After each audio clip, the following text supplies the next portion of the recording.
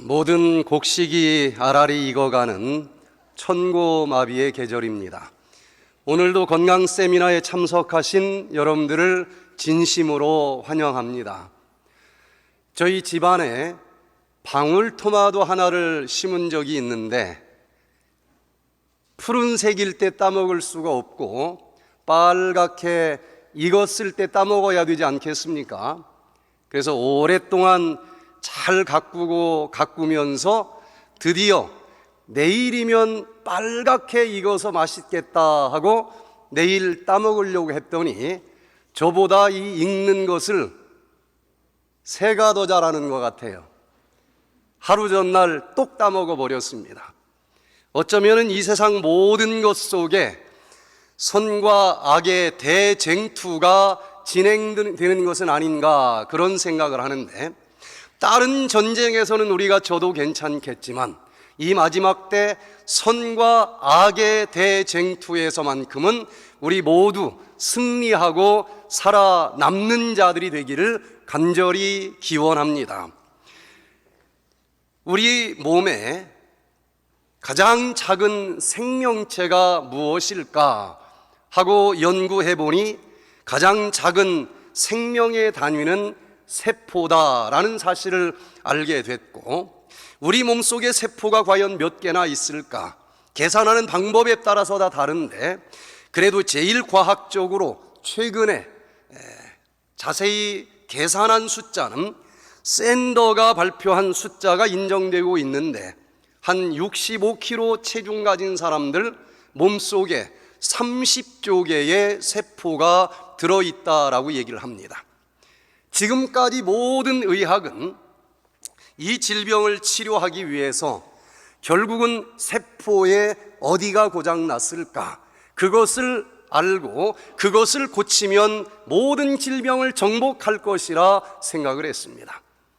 특별히 그 중에서도 세포 핵 속에 있는 유전자, 어디가 고장났는지에 따라서 여러 가지 질병들이 나오기 때문에 유전자를 다 읽고 그것을 고치는 방법만 알면은 질병과의 전쟁이 끝날 줄 알았는데, 유전자의 서열이 밝혀진 지 오랜 시간이 지났지만은 오히려 불치병, 난치병은 갈수록 더 많아집니다. 도대체 왜 이럴까? 뒤늦게 지난 10년 전에서부터 그 사실이 밝혀지기 시작을 했습니다. 우리 몸속에 세포라고 하는 생명체만 있는 것이 아니고 또 다른 생명체, 미생물들이 살고 있다는 것을 알게 됐어요. 장내 미생물을 읽을 수 있는 특별한 기술이 10년밖에 되질 않습니다. 예전에 현미경으로 보는 그런 시절이 아니고 그보다 더 작은, 박테리아보다도 더 작은 바이러스를 관찰할 수 있는 PCR 증폭 방법, 10년밖에 되질 않았습니다. 이 기술로 우리 몸속에 있는 미생물들을 살펴보니까 39조 마리나 되는 미생물들이 살고 있다는 것을 알게 됐습니다. 그런데 이 둘 사이에 장내 미생물들이 유익균과 유해균으로 나뉘어져서 치열하게 전쟁을 펼친다는 것을 알게 됐어요. 유익균과 유해균이 건강한 사람들의 경우에는 유익균이 2, 유해균이 1, 2대 1의 비율로 싸우는 사람들은 건강한 사람들이고, 그런데 유해균이 좋아하는 음식만 먹는 사람들이 또 있어요. 그래서 이 균형이 깨지고 디스바이오시스, 장내 미생물 불균형이 찾아오면서 유익균이 너무 많이 사는 사람들은 이 싸움에서 유익균이 힘을 쓰지 못하고 유해균이 이기면서 그들 전쟁의 결과에 의해서 우리 몸속에 유해균은 계속 독소를 만들어내고 그러면서 여러 가지 질병들이 만들어진다라는 사실을 알게 됐습니다. 우리가 특별히 마지막 선과 악의 대쟁투에서 승리하기를 원하시면은, 어쩌면 이 세상 모든 만물을 만드신 분이 같은 하나님이기 때문에 이 몸속에서 진행되고 있는 유익균과 유해균의 싸움이 어떤 양상으로 진행되는지를 알아볼 수 있다고 하면 똑같은 원리로 마지막 선악의 대쟁투에서도 승리할 수 있다는 사실을 알게 됩니다. 그래서 저는 오늘 이 시간에 선과 악의 대쟁투에서 승리하는 방법을, 이 속에 있는 작은 전쟁, 유익균과 유해균이 어떤 방법으로 싸워야만 유익균이 이기면서 우리가 건강하게 살 수 있는지 그 방법을 살펴보면서 마지막 대쟁투에서도 승리할 수 있는 우리 모두가 되시기를 바랍니다. 요즘 발표되는 여러 연구 결과들을 모아보면 우리 몸속에 살고 있는 최소의 생명체 단위 30조 개의 세포로 구성이 되어 있는데, 그 세포 속에 유전자 어디가 망가졌느냐에 따라서 여러 가지 질병이 발생합니다. 그런데 사람 세포 속에 있는 인간 게놈, 사람 유전자는 2만 2천여 개가 들어있다라고 발표를 합니다. 그런데 우리 몸속에 있는 또 다른 생명체, 미생물들이 가지고 있는 유전자는 그보다도 훨씬 더 많습니다. 200만 개나 된다는 거예요. 그런데 이 유전자가 잘못돼도 여전히 우리 몸에는 질병이 찾아온다는 것인데, 인간의 유전자보다 100배나 더 많습니다. 숫자가 많은 것이 문제가 아니에요. 인간의 유전자는 99.97%가 똑같습니다. 남자, 여자 다른 것처럼 보여도 0.03%의 차이밖에 나질 않아요. 흑인, 백인 엄청난 차이가 있는 것 같지만 0.03%밖에 차이가 안 나기 때문에 흑인들을 대상으로 개발된 신약을 우리가 먹어도 대부분은 똑같은 효능이 있는 것을 보게 됩니다. 의학을 연구할 만한 가치가 있는 거예요. 그러나 우리 몸속에 있는 이 미생물들은 유전자가 서로 80% 내지 90%가 다르다는 것입니다. 분명히 장내 미생물이 잘못됐을 때 질병이 찾아오는데 얘들은 서로가 너무 달라요. 그래서 인간이 가지고 있는 모든 질병의 90% 이상은 장내 미생물들 때문에 생긴다. 그래서 요즘에 여러 가지 약이 개발이 돼도 왜 이렇게 내성이 생기고 질병이 치료되지 않을까? 그 이유는 똑같은 약을 먹었는데도 그 속에 들어있는 장내 미생물들이 다르기 때문에 누구는 그 항암제를 먹고 치료가 되는데 누구는 치료가 안 된다는 이유가 설명이 된다는 것입니다. 그래서 요즘에 이 여러 가지 불치병, 난치병을 치료하기 위해서 모든 의학의 전문가들은 장내 미생물들을 연구하느라고 혈안이 되어 있어요. 그래서 의학자들이 만나면 서로 어떤 전문이냐에 따라서 시작하는 이야기가 틀려요. 그러나 기, 승, 전, 그러나 결론은 장이라는 것입니다. 장에서 모든 답을 찾을 수 있다. 그래서 자가면역 질환, 좀처럼 현대의학의 스테로이드로 치료가 안 되는 불치병인데 아토피, 천식, 알레르기, 갑상선 질환, 이 모든 것들이 장내 미생물과 밀접한 관련이 있는 질병으로 발표가 됩니다. 또 여러 가지 종류의 간질환, 또 여러 종류의 장질환, 그리고 또 뇌세포에서 일어나는 뇌질환, 치매, 파킨슨, 우울증, 또 자폐 스펙트럼, 여러 가지 성격까지도 내 몸속에 어떤 미생물들이 살고 있느냐에 따라서 결정되는 것으로 연구 결과들이 발표가 됩니다. 여러 종류의 혈압, 고혈압, 심장병도 마찬가지고, 또 어떤 사람은 물만 먹어도 살이 찌고 어떤 사람들은 맨날 햄버거를 먹어도 왜 살이 안 찌느냐, 그 이유도 장내 미생물에서 발견을 합니다. 뚱보균이 살고 있는 사람들은 안 먹어도 살이 찐다는 거예요. 날씬이 균이 몸속에 많이 있는 사람들은 먹어도 희한하게 살이 안 찐다는 것입니다. 그래서 이형 당뇨병, 비만, 이 여러 가지 거의 사람이 가지고 있는 90% 이상의 질병들은 장내 미생물 때문에 생기는 것이기 때문에 우리가 이 세상에서 질병으로 쓰러져 마지막 예수님이 오시는 그날 영혼뿐만 아니라 몸까지 흠없이 보존된 상태에서 만나기를 원한다 그랬는데, 장내 미생물을 우리가 알지 못하고서는 이 마지막 오염된 세상에서 실재앙이 쏟아지는 세상 속에서 육체적으로 살아남을 길이 없을 것이고 마지막 살아남는 자들이 될 수 없을 수도 있다는 것입니다.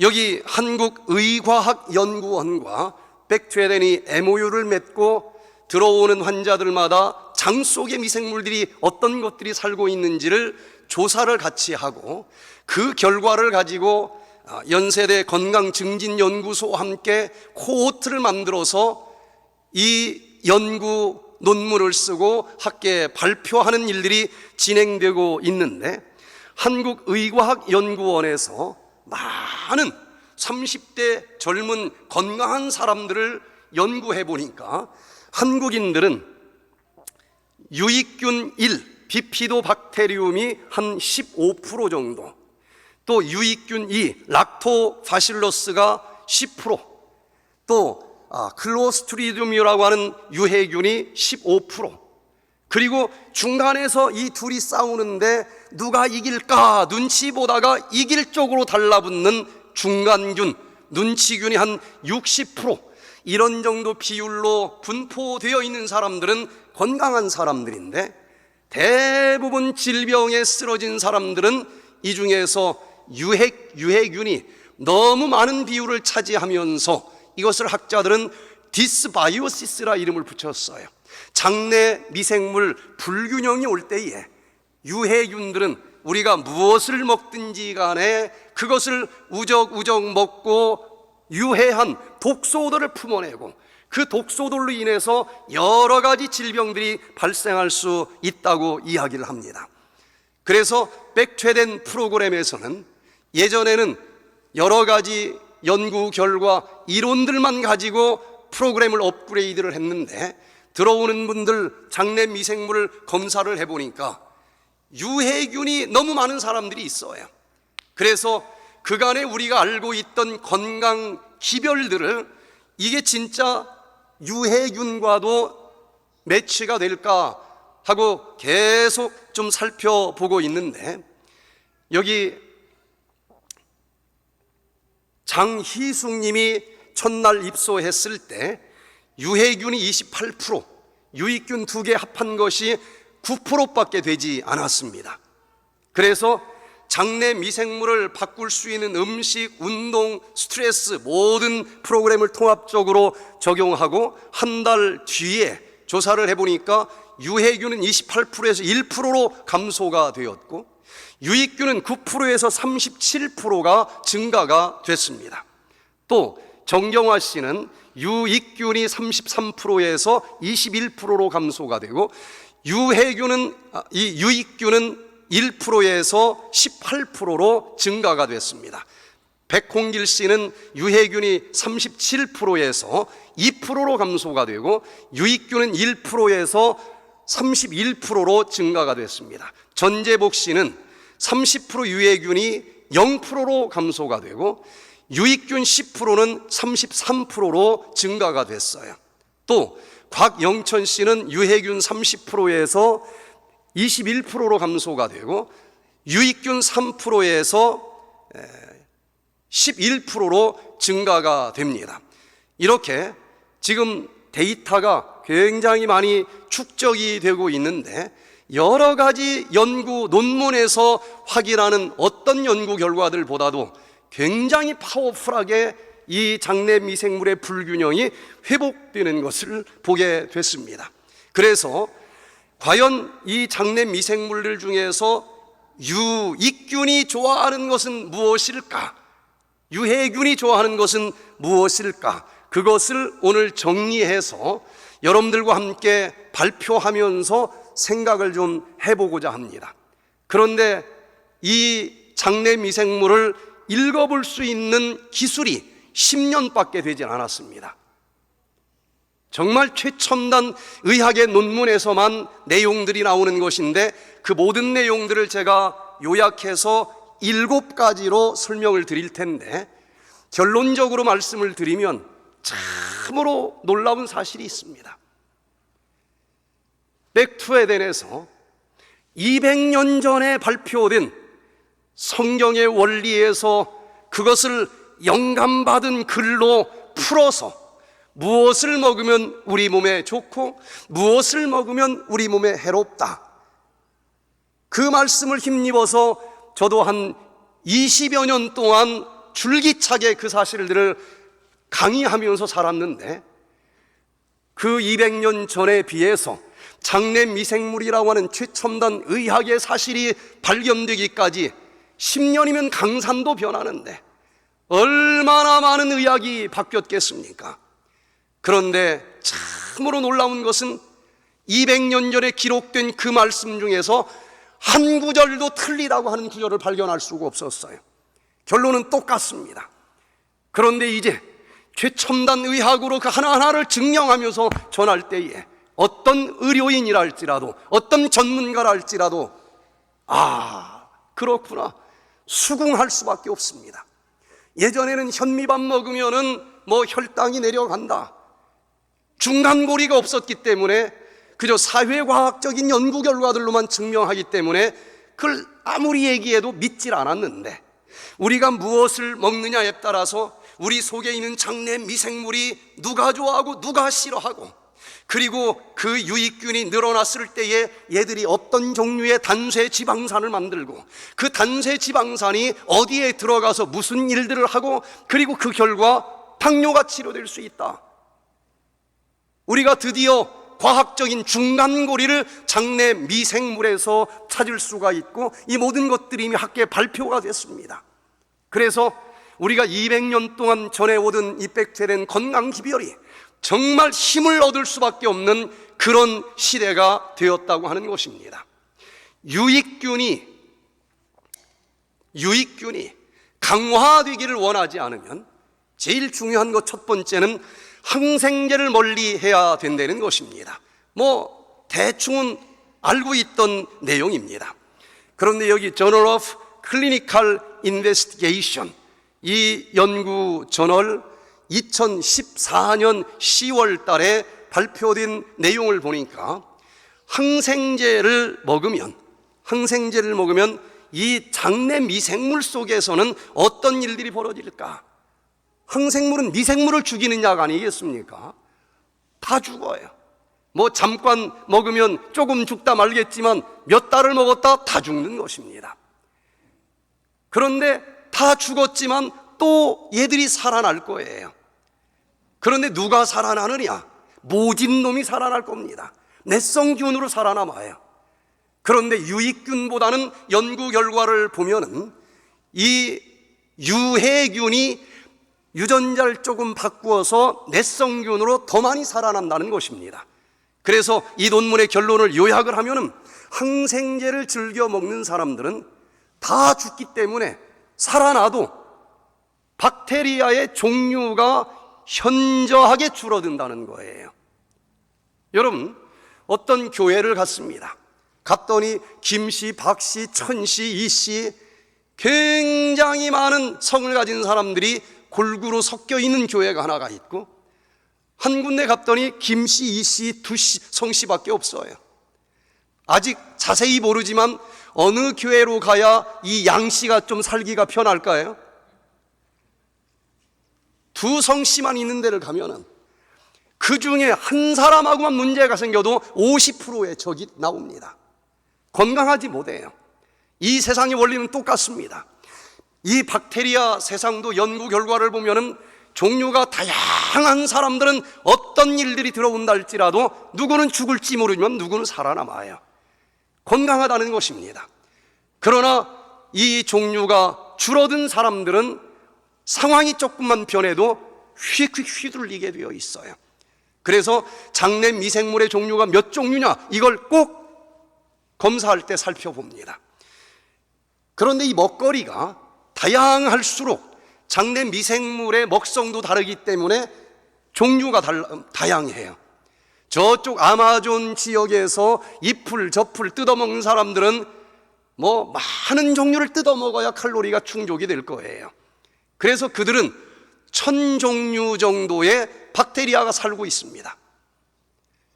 채식을 하는 사람들일수록 종류가 다양하다고 나와요. 한국인들은 채식을 반만 년 동안 하다가 최근에 고기를 먹었기 때문에 300종류 내지 500종류가 발견이 됩니다. 주로 고기 위주로 먹는 미국 사람들은 100종류가 넘는 사람들이 많지 않아요. 자, 특별히 항생제를 즐겨 먹는 사람들은 항생제 치료 후에 내성균들만 살아남는데 그 내성균들은 주로 유해균이다.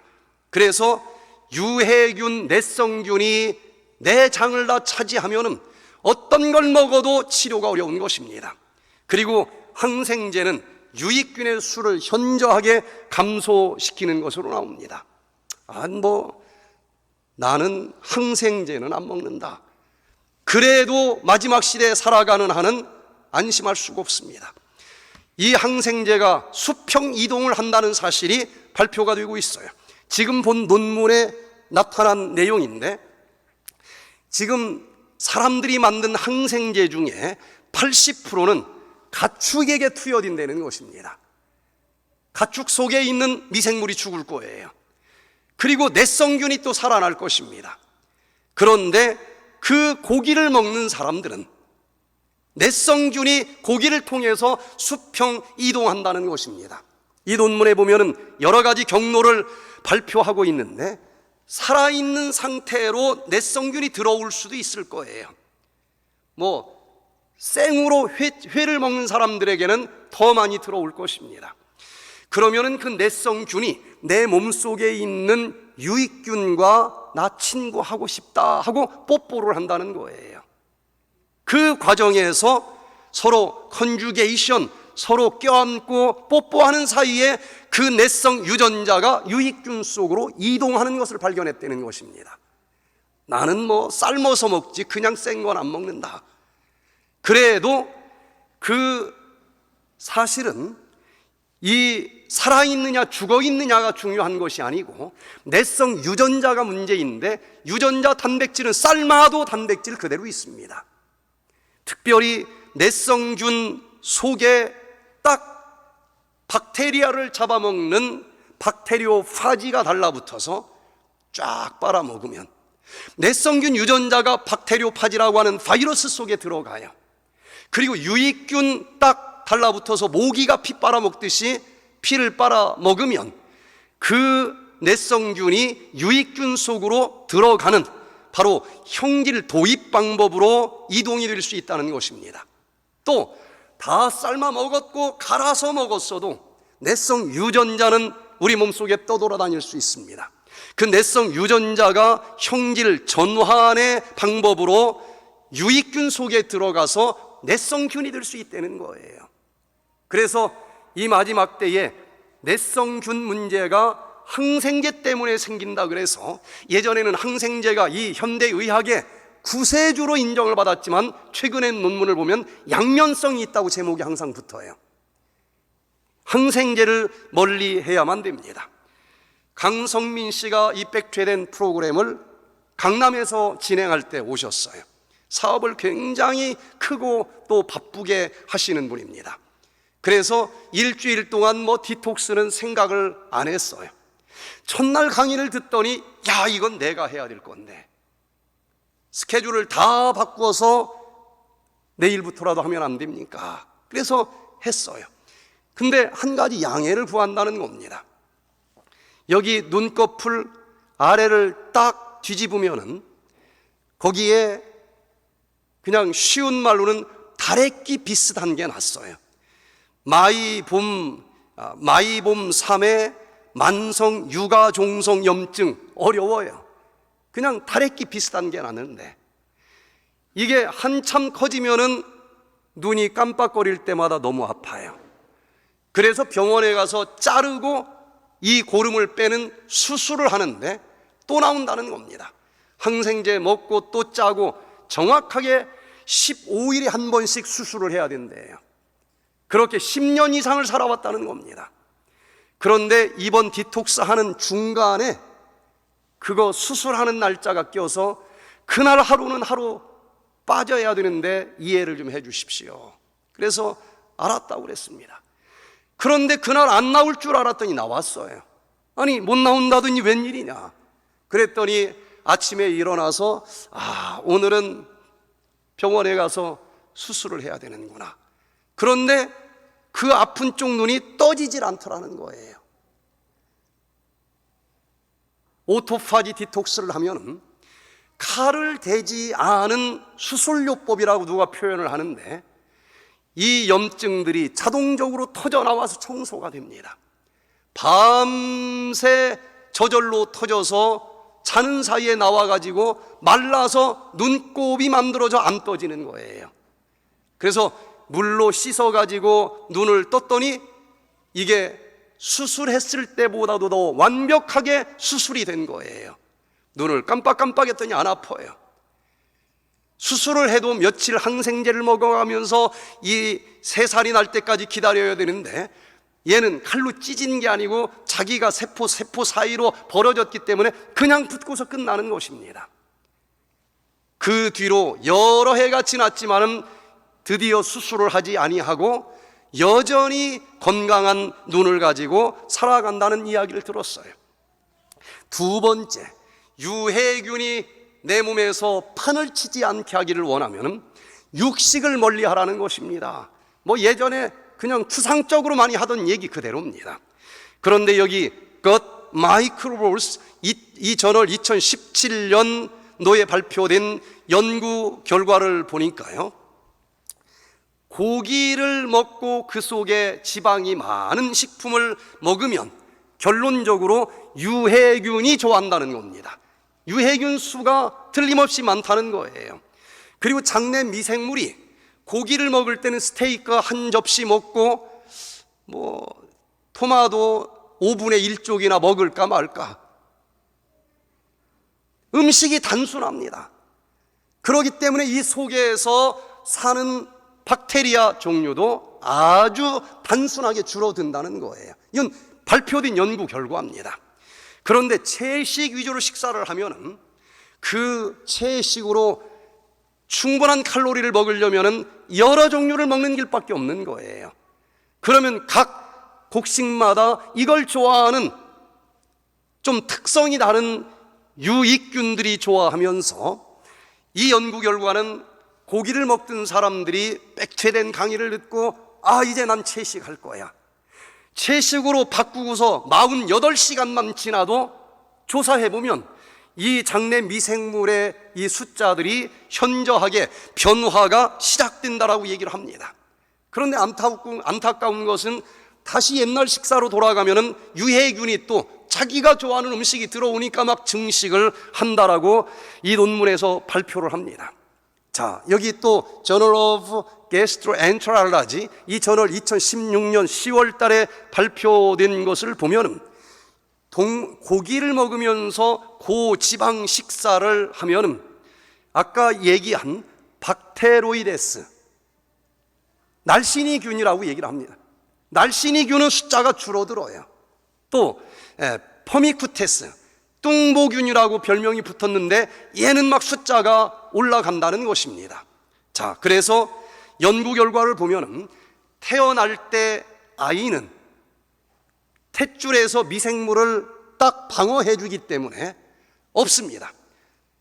특별히 자연 분만을 할 때는 태어나는 과정에서 몇 개가 들어올 수는 있지만 거의 미생물이 없는 상태에서 태어나고 그 다음 태어나서 1000일이 될 때까지 보통 2년 3년이 지날 때까지 이 아이가 소젖을 먹었느냐 엄마젖을 먹었느냐 또 이유식은 뭘 먹었느냐에 따라서 그 속에 있는 장내 미생물들이 형성이 된다는 거예요.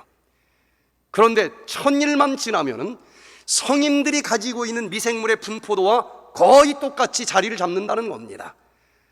한번 자리 잡히면 그 교회 다른 사람 가기 쉽지 않습니다. 마찬가지예요. 지금 연구 결과는 한번 형성된 미생물의 균형을 웬만하면 깨지지 않고 그냥 평생 간다는 거예요. 고등학교 때 뚱뚱한 사람은 50대에도 뚱뚱할 확률이 많은 것입니다. 그런데 감사한 것은 4일만 유익균이 좋아하고 유해균이 싫어하는 음식을 먹어도 이게 바뀔 수 있다는 것입니다. 만약에 절대불변이다 그러면 프로그램 할 필요가 없는 거예요. 생각보다 굉장히 빠른 속도로 바뀌어지는데 8주 정도만 식사를 바꿔도 뚱보균 또 날씬이균이 현저한 변화를 가져온다라고 이 논문에서 발표를 합니다. 미국 시애틀에서 백퇴된 프로그램을 할 때에 박관서 선생님이 참여를 했습니다. 70년대 미국을 갔기 때문에 그 당시 한국은 고기를 그렇게 많이 먹던 시절이 아니에요. 그저 설날 때 추석 때 한 번씩 먹던 때 아닙니까? 미국을 갔더니 고기값이 너무 싼 거예요. 너무 맛있어. 그래서 하루 3끼 맨날 고기를 먹었대요. 그러면서 고기 먹을 때마다 야, 고기 하루 3끼 먹을 수 있는 여기가 천국이지 뭐 천국이 따로 있겠느냐.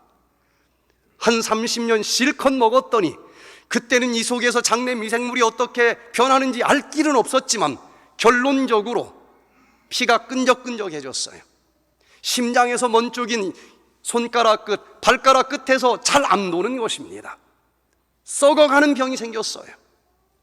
이 병원 저 병원 다 다녀도 치료가 안 됩니다. 그래서 손목 발목 다 잘라야만 살 수 있다. 이분이 겁이 나가지고 도망 나왔대요. 한국 사람들 민간요법 많이 하지 않습니까?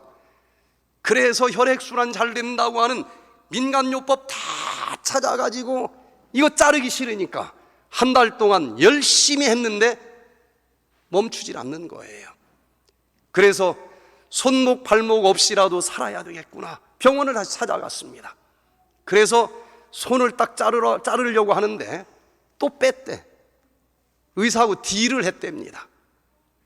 내가 너무 겁나서 마음의 준비가 안 됐으니까 오늘은 제일 많이 썩은 이 새끼손가락 하나만 좀 잘라주면 안 되느냐. 의사 선생님도 너무 안타까워서 그렇게 하자. 새끼손가락을 자르고 나오면서 어느 가게를 지나가는데 백투에덴 힐링 프로그램 팜프렛이 붙어 있는 거예요. 내용을 읽어보는데 뭔가 와닿습니다. 질병의 원인을 치료한다. 그래서 고기, 생선 먹는 것이 얼마나 해로운지 강의를 듣고 채식으로 바꿔서 식사를 하는데 한 5일, 6일 지나니까 이분이 저를 찾아와요. 손을 내밀면서 새카맣게 죽어가던 손이 불고족족하게 혈색이 도는 것입니다. 발이 썩어 들어가서 비싼 풋닥터한테 특별 신발을 신고서도 아장아장 걸었는데 쿵쿵쿵 걸으면서 안 아프다는 거예요. 마지막 날 인사를 할 때 아직도 풀지 않은 요 손가락을 높이 들면서 15일 전에 수술을 했는데 내가 이 백퇴덴을 보름만 먼저 알았어도 이거 자르지 않았을 텐데 그렇게 아쉬워하는 모습을 봤습니다. 우리가 무엇을 먹느냐에 따라서 유익균, 유해균이 형성이 됩니다. 세 번째, 그럼 고기 안 먹으면 뭐 먹느냐? 먹을 게 너무 많아요. 채식을 하면은 유익균이 좋아한다라고 나옵니다.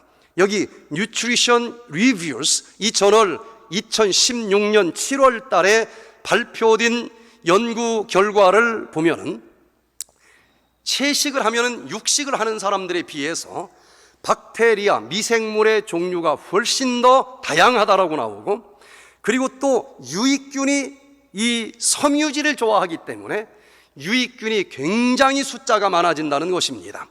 특별히 유해균은 섬유질을 싫어해요. 설탕이나 고기 지방을 좋아하기 때문에 얘들은 굶어 죽으면서 숫자가 적다라고 이야기합니다. M-Systems 저널 2021년 3월 16일자로 발표된 연구 결과를 보니까 얼바인에 있는 젊은 대학생들 중심으로 연구를 했습니다. 지금 이 미생물에 대한 연구 결과가 이걸 읽을 수 있는 게 10년밖에 안 됐기 때문에 주로 동물 실험을 통해서 나온 결론들이에요. 사람 대상으로 연구하기가 쉽지 않습니다. 고기를 먹던 사람한테 섬유질이 많은 채식을 해라, 하루에 100불씩 줘도 지원하는 사람들이 별로 없어요. 그래서 연구 결과 사람을 대상으로 한 게 많지 않은데 여기 UC 얼바인에서 26명밖에 하지 못했습니다. 그래도 이런 논문들이 지금 사람에게도 똑같다, 그런 결론들을 내려주는데, 미국인들은 평균 하루에 15g 정도 섬유질을 섭취한답니다. 그런데 유익균이 섬유질을 좋아한다는 쥐 실험의 연구 결과를 가지고 요 사람들 대상으로 너희들은 하루에 40g 내지 50g 정도 섬유질을 먹어라, 우리가 흔히 아는 채식 식사를 하게 한 겁니다. 2주 뒤에 조사를 해보니까 2주 만에 유익균이 8.3%나 증가됐다는 거예요. 주로 요 정도입니다. 그런데 백투에덴에서는 이보다 섬유질이 더 많아요. 그래서 섬유질 하나만이 아니고 오늘 강의하는 모든 걸 통합적으로 합니다. 8% 정도가 아니에요. 굉장히 파워풀한 변화들이 나타나고 그 결과 여러 가지 건강에도 변화들이 오는 것입니다. 요약하면 유익균은 섬유질을 주 먹이로 삽니다. 사람은 섬유를 소화시킬 수 없지만 장까지 소화되지 않고 내려간 이 섬유질들을 유익균은 먹고 신나는 겁니다. 그리고 숫자가 막 늘어나는 거예요. 자기만 먹고 사는 게 아니에요. 그 먹이 속에 섬유질을 잘게 자르는데 단쇄 지방산이 분리되어 나옵니다. 지방은 탄소 이렇게 쇠사슬처럼 연결되어 있는 모습을 갖고 있는데, 이게 많이 연결된 지방일수록 포화지방입니다.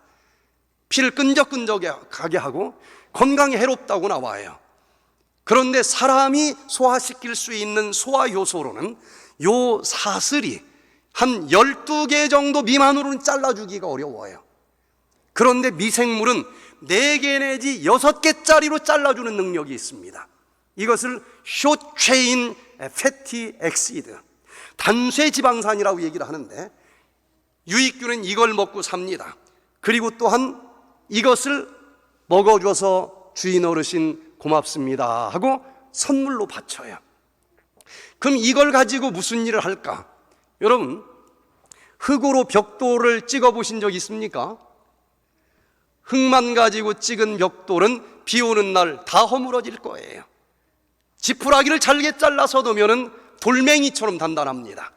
마찬가지로 이 단쇄 지방산을 이빨에 넣고 근육에 넣고 장벽에 넣으면 이게 돌멩이처럼 단단해진다는 거예요. 면역세포를 이걸 가지고 만들면 탱크처럼 강하다는 것입니다. 그래서 어떤 단쇄 지방산이 어떤 일을 해서 이렇게 수많은 건강을 증진시키는지가 많은 논문에 발표되고 있습니다. 그런데 유해균은 단당류를 좋아해요. 육류 지방을 좋아합니다. 그러면서 숫자가 늘어나고 우리가 먹은 이 음식들을 분해해서 독소를 만들어 낸다는 거예요. 배계영 씨가 이 프로그램에 참여를 했습니다. 당뇨가 있고 고혈압이 있고 중풍이 있는데 이분은 어렸을 때부터 고기 아니면 밥을 안 먹었대요. 그런데 백투에덴 프로그램에 딱 와서 보니까 이분 표현은 그야말로 푸른 풀밭 위에 초원 같다는 겁니다.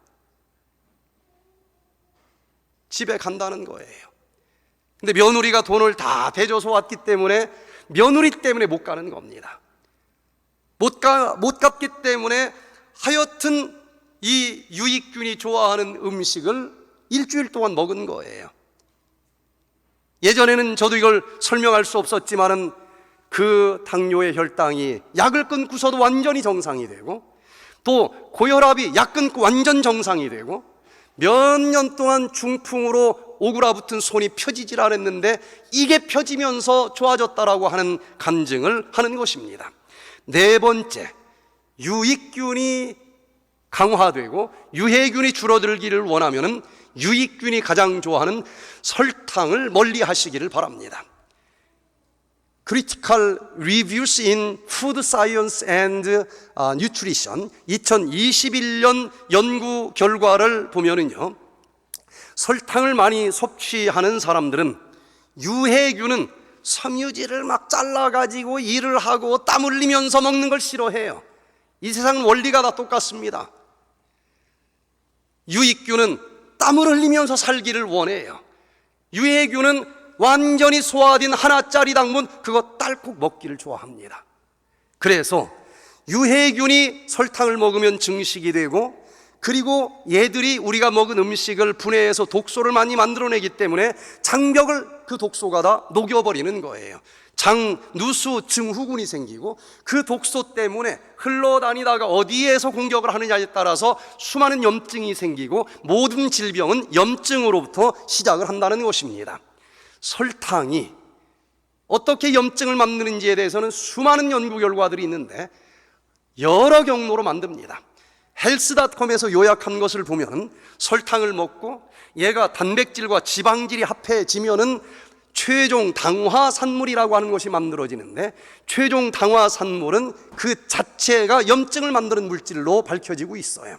설탕을 많이 먹으면 장내 미생물들 중에서 유해균이 좋아하고, 결국은 그 유해균이 내가 먹은 음식을 독소로 다 만들어서 몸속에 독소가 증가되면서 장벽을 녹이고, 그리고 그 독소가 새 들어오면서 우리 몸 여기저기에 염증을 발생하면서 질병을 일으킨다는 겁니다.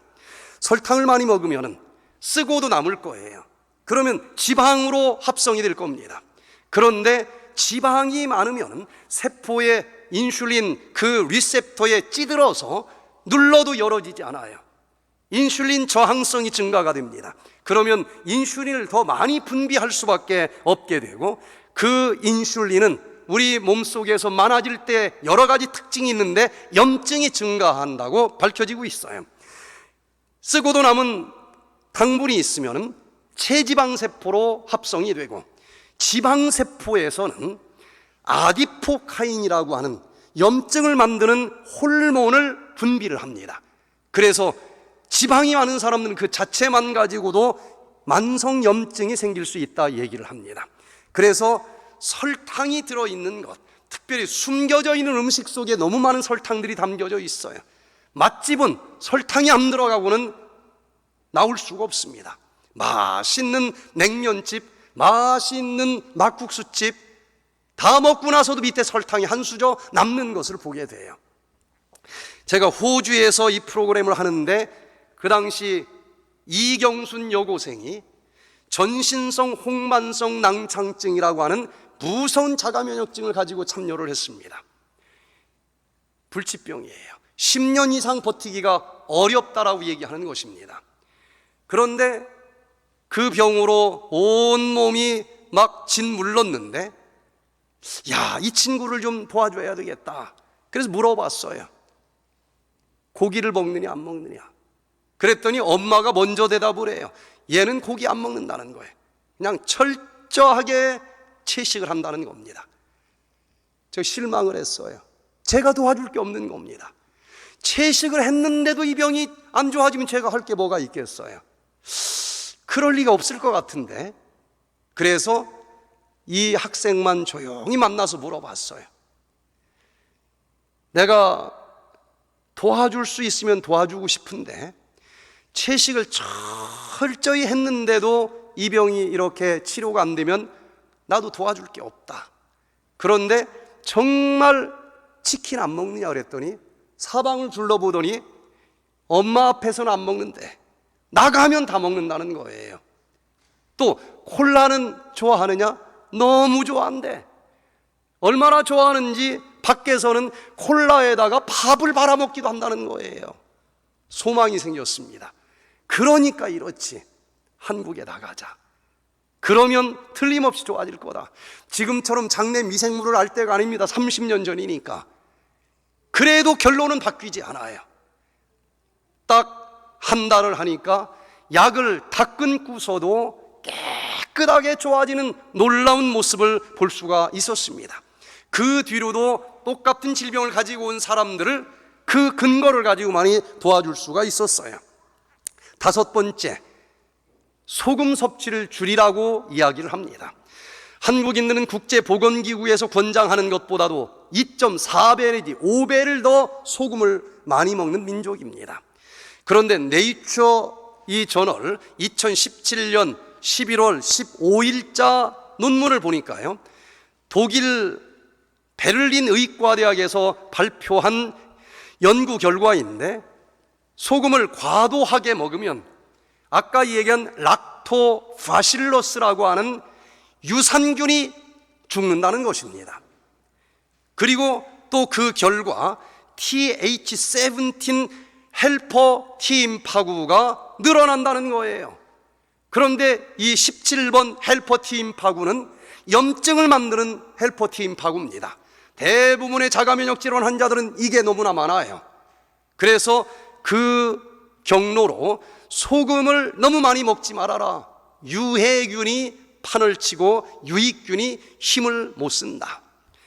백투 에덴은 정상을 향해서 가게 하는 치료법입니다. 여기 박일학 대표 부부가 같이 들어오셨는데, 남편은 집안 전체가 내력 있는 고혈압 환자예요. 부인은 혈압이 너무 낮은 저혈압 환자입니다. 그런데도 똑같은 프로그램에 참여했어요. 그런데 결론은 고혈압은 떨어져서 정상이 되고 저혈압은 올라가서 정상이 되는 것을 봤어요. 이야, 이 세상의 약은 일방향성인데, 저혈압 환자가 고혈압 약 먹으면 큰일 날 거예요. 더 떨어지니까. 어떻게 이런 일이 있을 수 있느냐. 그래서 이분이 큰 사업체를 경영을 하는데, 회사로 돌아가서 너희들도 여기를 꼭 한번 가봐라. 거기 가 있는 일주일은 그냥 일 안 해도 월급을 주겠다. 잘 들을까요? 안 들을까요? 쉽지 않아요. 한 명도 지원자가 없어요. 그래서 그러면 일 안 해도 월급을 주고 거기 들어가는 회비도 대줄게. 그랬더니 지원을 하고, 오는 사람마다 이분 얘기가 큰절을 하면서 감사의 표시를 하더라는 거예요. 모든 직원이 돌아가면서 다 참여하는 것을 봤습니다. 6번째, 식품 첨가물을 멀리 하시기를 바랍니다. International Journal of Environmental Research and Public Health, 이 저널 2020년 1월 달에 발표된 연구 결과를 보니까 착색제, 방부제, 여러 가지 식품 첨가물들은 장내 미생물 불균형을 유발한다는 것입니다. 유해균이 좋아해요. 유익균은 싫어한다는 것입니다. 오현민 씨가 55년 동안 태어나면서부터 과민성 대장 증후군으로 고생을 합니다. 양방 한방 여러 힐링 센터를 돌아다니는데도 하루에 20번 이상씩 설사를 해요. 그런데 장내 미생물과 함께 채식을 하느냐? 채식한대요. 식품 첨가물은 그건 뭐 아무거나 맛있게 해 먹으면 되지. 그래서 이것까지 딱 실천을 했더니 놀랍게도 황금면을 보면서 55년 만에 처음으로 취직을 해서 직장을 다닌다는 소식을 듣게 됐어요. 마지막으로 7번째, 스트레스를 멀리하라는 것입니다. Journal of Neuron Endocrinology 2018년도에 발표된 것을 보니까 장내 미생물들은 우리가 먹는 것에 따라서 결정이 되는데, 스트레스를 받으면 단쇄 지방산 이런 신경 전달 물질이 유익균이 좋아하는 음식을 먹으면 증가가 되면서 미주신경을 통해서 또 이 면역세포를 통해서 뇌에 영향을 줍니다. 그런데 스트레스를 받으면 그 스트레스가 내분비계를 혼란시키면서 그것이 또 장에 영향을 주고 유해균이 증가한다는 거예요. 이렇게 스트레스가 밀접하게 관련이 있다는 사실을 발표를 합니다.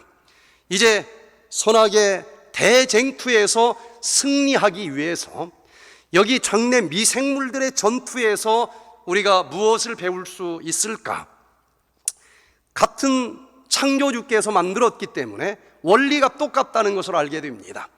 유익균이 건강한 사람은 2, 유해균은 1. 그래서 유해균은 3분의 1인 것을 보게 됩니다. 3개 중에 하나, 유익균은 2가 돼요. 그런데 하늘 전쟁을 기록하고 있는 요한계시록을 읽어보니까 하늘에서 전쟁이 일어났는데 거기에서 결국은 사단이 지고 이 땅에 내어 쫓겼는데 혼자 내어 쫓긴 것이 아니라 자기가 유혹한 나쁜 천사, 타락한 천사들도 함께 이 땅에 내려왔다 그랬는데 그 타락한 천사가 얼마라고 그랬습니까? 요한계시록 12장 4절에 보면은 3분의 1이라 그랬어요. 세 개 중에 둘은 유익한 천사들이고 하나가 타락한 천사라는 것입니다. 비슷한 것입니다. 구체적으로 봐도 비슷해요. 그런데 창세기 1장 28절에 보면은 군대장관 되시는 예수 그리스도께서 하늘 전쟁에서 이기셨는데 그때 우리를 창조하시고 너는 나를 닮게 만들었는데 너는 모든 것을 정복할 수 있고 모든 것을 다스릴 수 있게 만들었다. 그러니 미가엘 되시는 예수 그리스도께서 먹으라고 하는 것 먹고 하라고 하는 것 하면서 오늘 7가지를 실천해 보시길 바랍니다. 특별히 계시록 12장에서 1차 영적인 대쟁투는 하늘에서 미가엘과 용의 싸움이었는데 창조주와 피조물의 싸움입니다. 당연히 창조주 미가엘이 이겼어요. 이 땅으로 내어 쫓긴 그 용은 그 예수님이 죄를 지은 우리의 모든 죄를 대신해서 아기 예수로 태어나시고 우리를 대신해서 돌아가시면서 우리를 구원해 주신다는 말씀을 읽으면서 그 아이를 죽이려고 하는 2차 대전쟁이 진행되는 것인데 결국은 그 예수님은 모든 사단의 공격 다 이기시고 조롱과 멸시 참으시고 우리를 대신해서 십자가에서 돌아가셨습니다. 그리고 3일 뒤에 부활하셔서 하늘로 올라가셨어요. 이 땅에 피조물로만 오면 내가 한번 해볼 만하다. 그러나 결국은 이 땅에서도 사단은 닥쳤던 게 지붕 쳐다보는 격이 됐고 얼마나 화가 나는지 그 아이를 낳은 여자, 성경에서 교회를 상징하는 그 교회를 핍박하는 3차 대전쟁이 진행이 되고 있고 얼마나 그 싸움이 치열한지 이 용에게 살아남을 자가 하나도 없는 것처럼 보였습니다. 그러나 요한계시록 12장에서는 그 속에서도 살아남는 자들이 있겠다라고 말씀을 하고 있습니다. 여러분, 마지막 4차 대전쟁에서 용과 싸우면서 살아남을 남은 자손이 될 수 있기를 간절히 바랍니다. 어떻게 해야 될까? 여기 살아남을 자들의 특징을 가르쳐 주셨는데 계시록 12장 17절 우리 같이 한번 읽어보겠습니다. 시작. 용이 여자에게 분노하여 돌아가서 그 여자의 남은 자손 곧 하나님의 계명을 지키며 예수의 증거를 가진 자들로 더불어 싸우려고 바다 모래 위에 섰더라. 그 싸움 뒤에는 아무것도 없습니다. 여기서 살아남은 자들이 돼야 되지 않겠습니까? 그들의 특징은 2가지로 설명을 하고 있는데 하나님의 계명을 지키는 자들, 예수의 증거를 가진 자들이라 그랬습니다. 로마서 9장 27절에 아무리 많은 사람들이 있다 할지라도 남은 자만 구원을 얻겠다 그랬습니다. 그러면 그 남은 자들은 특징이 하나님의 계명을 지키는 자들이라 그랬는데 계시록 12장 17절 하나님의 계명 그 중에 하나도 빼놓지 않고 10계명에 기록된 그대로 그 의미를 더 깊이 연구하면서 꼭 전체를 지키는 자들이 되기를 바랍니다. 2번째는 또 예수의 증거를 가진 자들이다 그랬는데 The Spirit of the Prophecy 예언의 신을 가진 자들이라 그랬어요. 성경에는 산물의 인은 예언으로 되어 있습니다. 그러나 그 예언을 설명해 줄 수 있는 그 예언의 성령에 충만한 사람들이 아니면은 마지막 얼마나 험한 전쟁이 펼쳐지는지 살아남을 자들이 없을 거예요. 저는 성경에 나오는 여러 가지 말씀들 중에서 어떻게 하면 건강할 수 있는지 음식물에 관한 권면 그 성령의 충만한 은혜를 받고서 기록된 그 책을 읽으면서 30년 전부터 어떻게 해야 건강할지 무엇을 먹어야 될지 그렇게 설명을 했는데 이제는 이 장내 미생물학이 밝혀지면서 정말 그 말씀이 맞는 것이구나. 과학을 앞서서 미리 성경에 나오는 모든 말씀과 예언을 오늘 우리가 이해할 수 있을 만큼 풀어주시는 그 성령의 인도하심으로 마지막 살아남는 자들이 되기를 간절히 바랍니다. 구체적으로 오늘 7가지를 실천하고 나머지 우리가 그 기록된 말씀대로 살아가게 될 때에 유익균은 신이 날 겁니다. 유해균은 굶어 죽을 거예요. 그러면서 우리 몸속에 있는 여러 가지 질병이 치료되어서 우리가 꼭 살아남는 자들이 되기를 바랍니다. 이 말씀은 반복됩니다. 성경에서 치료하는 여호와 라파 되시는 하나님이 딱 한 번 등장을 하는데 과연 누가 그 하나님을 만난다라고 기록이 되어 있을까? 출애굽기 15장 26절에 내 계명에 귀를 기울이며 내 모든 규례를 지키면 치료하는 여호와 라파 되시는 하나님을 만나겠다 약속을 해주고 계십니다. 이렇게 말씀대로 실천하면서 이 땅 마지막 날 영과 혼뿐만 아니라 몸까지도 건강하고 흠없이 구별된 모습으로 주님을 영접할 수 있는 우리 모두가 되시기를 간절히 바라면서 오늘 말씀을 마치겠습니다. 기도하겠습니다.